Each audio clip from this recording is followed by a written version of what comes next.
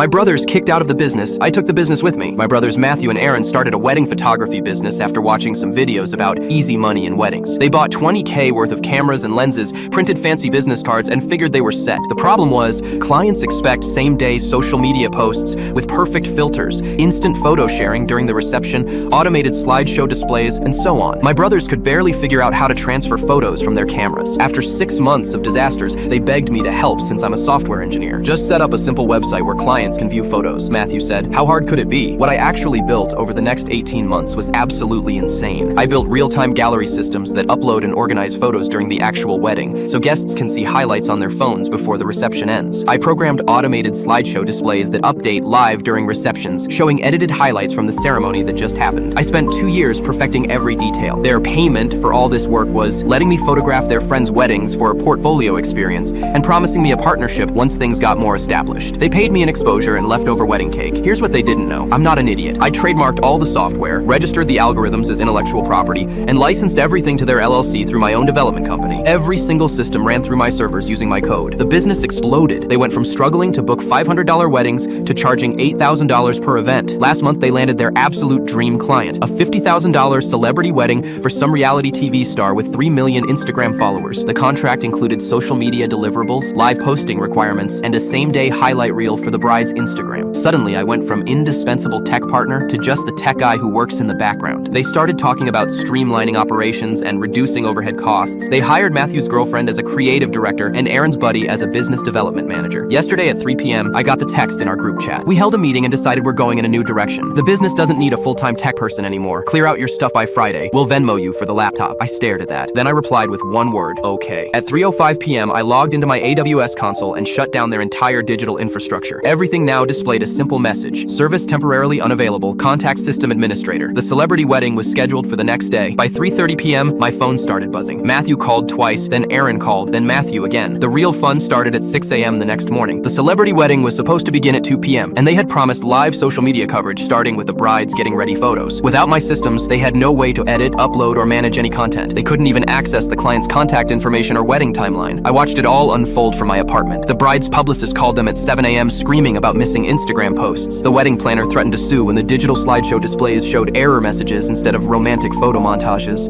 Matthew called me like 20 times between 8 a.m. and noon. I ignored every single call while sipping coffee. The celebrity bride posted a scathing Instagram story to her 3 million followers about their completely unprofessional disaster. She tagged their business account, and the comments section became a graveyard of their reputation. 3 days later, Aaron showed up at my apartment with a settlement offer and an apology letter. They offered me 30% ownership of the company and a formal apology. We signed it yesterday.